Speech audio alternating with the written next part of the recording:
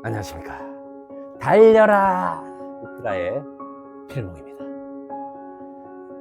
오늘의 고밥은요, 열왕기상 21장 15절 16절의 말씀입니다.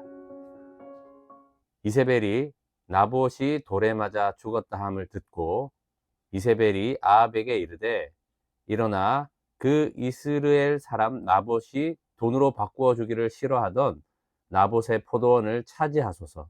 나봇이 살아있지 아니하고 죽었나이다. 아합은 나봇이 죽었다 함을 듣고 곧 일어나 이스라엘 사람 나봇의 포도원을 차지하러 그리로 내려갔더라. 아멘. 자, 이스라엘은 하나님이 세우신 하나님의 나라입니다. 그러니 이스라엘은 하나님의 말씀대로 다스려지는 것이 마땅한데, 지금 북이스라엘의 아합 왕과 그의 아내 이세벨이 얼마나 철권 통치를 하게 되었는지를 알게 되는 그런 말씀입니다. 자, 이스라엘, 바로 그쪽은 지금 아합 왕이 살던 그 왕궁과 가까운 곳입니다. 그곳에 나봇이라 하는 사람의 포도원이 있었는데 엄청 갖고 싶었던 겁니다. 그래서 나봇에게 이야기를 하죠. 다른 더 좋은 포도원, 더 크고 넓은 포도원을 줄 테니 너의 그 포도원을 나에게 다오라고 이야기를 합니다.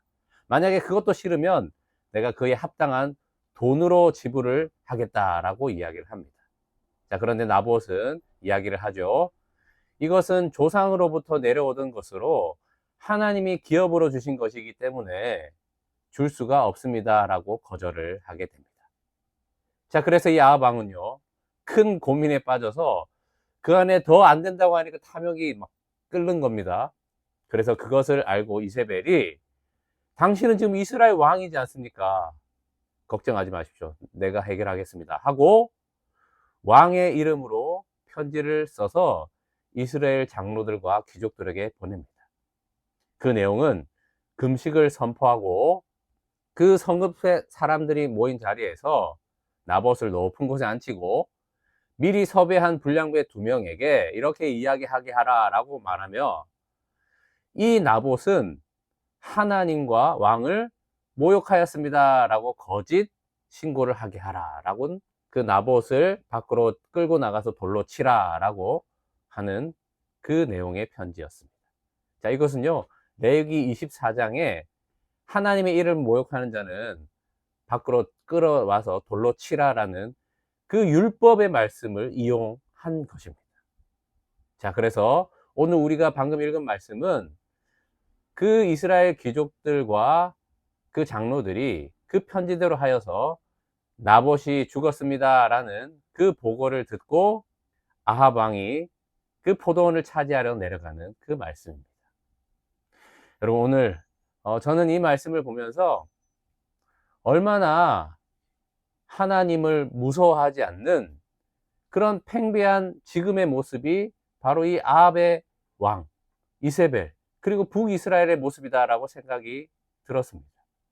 여러분, 이 이세벨이 왕의 이름으로 편지를 쓰지 않습니까?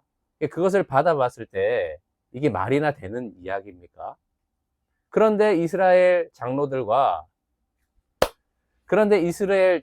귀족들이 그 편지의 내용들을 했다라는 것은 얼마나 철권 통치를 해서 자기에게 해를 줄 수 있다라는 생각에 그렇게 하게 된 것입니다.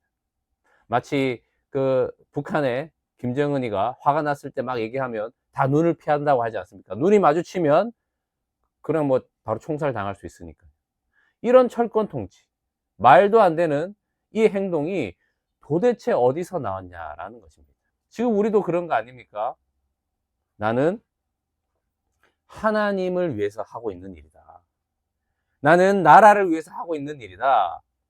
우리 가정을 위해서 이 정도는 하나님께서 용인해 주실 거야 라고 자기 합리화를 하면서 하나님의 이름을 부르지만, 성도라고 이야기를 듣지만 하나님이 두렵지 않은 겁니다.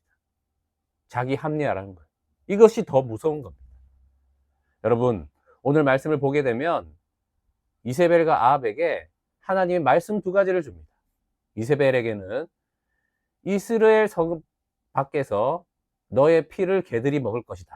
바로 나봇의 포도원에 그 뺏어왔던 그 피 흘림을 너도 당할 것이다. 그 경고의 말씀 아닙니까?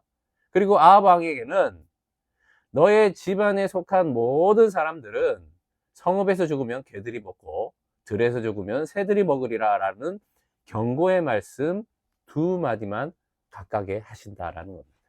자, 당장에 이 하나님의 심판이 일어나지 않지만 하나님의 말씀은 반드시 이루어진다라는 것입니다. 여러분, 우리는 여기서 멈추어야 하는 겁니다. 혹시 우리에게도 반복되고 있는 죄가 있지 않습니까? 또 스스로 합리화하고 있는 죄는 있지 않습니까? 매일 말씀 앞에 우리가 서야 할 이유가 여기에 있고요. 또한 야고보서 5장 말씀처럼 다른 사람에게 우리의 죄를 듣고 우리의 죄를 고백하는, 그래서 믿음의 사람의 동지들에게 그 이야기를 들을 수 있는 귀가 필요하다라는 것입니다.